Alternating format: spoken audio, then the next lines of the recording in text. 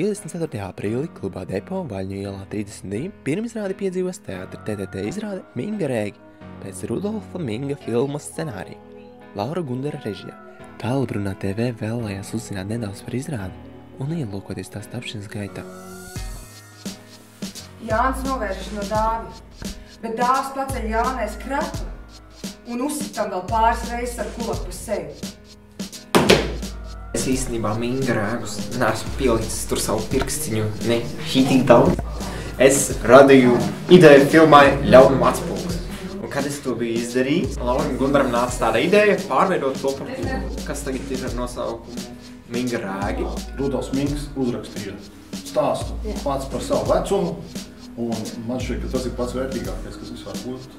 Varbūt, ka tu savā vecumā vari paskatīties drusku no malas uz to lietu un izstāstīt. Un tad tu arī zini, par ko tu stāstīji. Un patiesībā tad mums ir šausmīgi interesanti to arī redzēt. Visi iesaistītie cilvēki tiešām strādā ar maksimālu atdevu. Man fascinē tas, kā viņi to ir dabūjuši gatavu ar tik mazu aktieru sastāvu.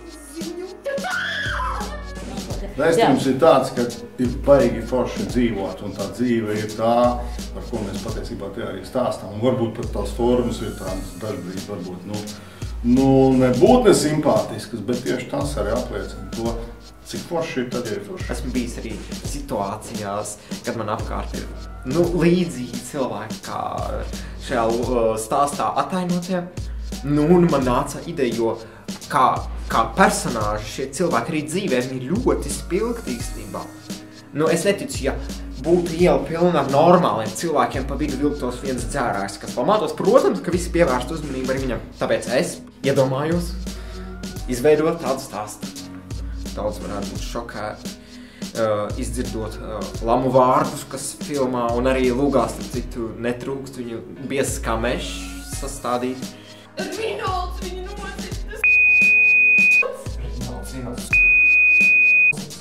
Tiešām cilvēki runā, mēs neskapēc baidamies no tā, kā cilvēki runā. Paskatāmies, kā. Ja mēs tā runājam, ja jums nepatīk, nerunājiet. Bet ir cilvēki, kas tā runā. Bet kas no tā izriet, tas jāredz izrādi.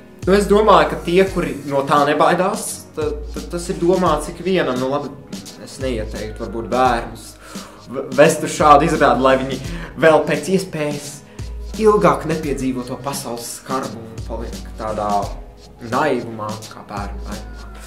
Karmena Stepanova, Armands Svelte, Runā TV.